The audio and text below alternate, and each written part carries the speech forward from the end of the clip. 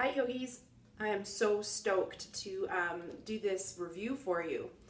So today I'm going to give you my thoughts and a book review on Spiritualist, a no bullshit exploration of spirituality.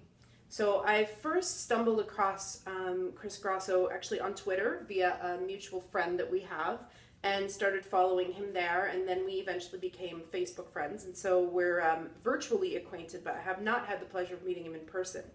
And when I found out that he had a book coming out, I was so excited to check it out and to offer a review. I first went on to Chris's website, Spiritualist, which I'll link below. I couldn't help but be moved literally to tears at the story of his journey and his transformation from a really dark time and addiction into finding and discovering and then embracing his own version of spirituality. So many, as you can see by all the little tabs, there are so many things that I could choose to share with you about this book. I'm going to choose a few passages just to kind of give you a bit of a flavor of the book and what it's about.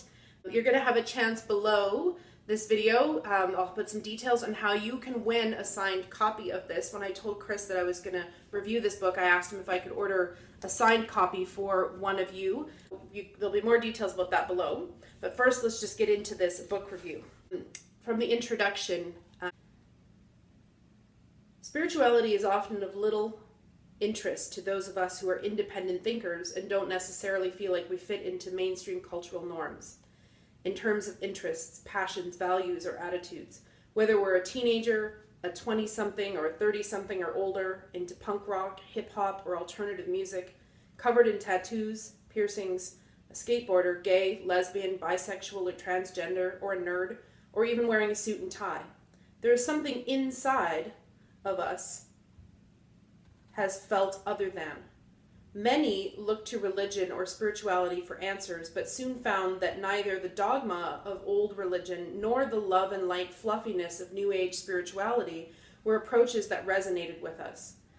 Still, we were left with this internal yearning, one of virtually deafening silence that compelled us to answer its call. But how? What can we do? What about the rest of us who don't resonate with the exceedingly positive love and light movement, or the dogmatic tenets of spiritual religious traditions? What are we left to do when we're looking for something more, something we can embrace exactly as we are? One of the reasons that I love this book is because it breaks a lot of the paradigms down about what a so-called spiritual person is and what a so-called spiritual person looks like. And there's a lot, of course, there's a whole generation of people that are out there seeking, and just as Chris mentioned, are not finding any of the answers that they're looking for, or even spiritual practices that embrace them in their totality. This is from Chapter 1, Spirituality. It's hard for us to connect with popular and fashionable spirituality, especially since being popular and fashionable isn't of much importance to us to begin with. This scenario creates a problem, especially for the younger generations who are looking for something more. And if or when we eventually turn to spiritual interests, we are quickly thwarted at the plasticity of what we find.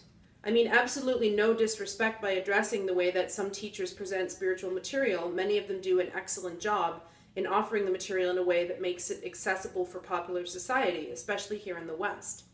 In fact, I'm friends with many of these teachers, and I completely honor and respect their styles. Making spirituality accessible to all seekers from all walks of life is of paramount importance. This is because, unfortunately, those who are searching for something more, yet don't feel like they fit in with a particular spiritual or religious group, will instead often resort to material items like drugs, shopping, food, sex, and so forth. Spirituality has become fluffy and watered down. Much of today's spirituality has become business, and business is good. But for people like my friend and many others who see through the bullshit a mile away, much of today's spirituality just doesn't do it for them. I mean, some of the things that pass for spirituality these days could almost be humorous if it wasn't so sad. And the price tags attached to much of it. Well, like I said, business is good. So much of this so-called spirituality is presented as pretty and cosmetic.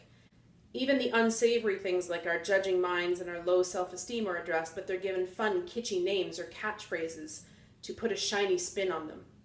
So much of it only addresses the happy, positive aspects, focusing on words like empowering and healing.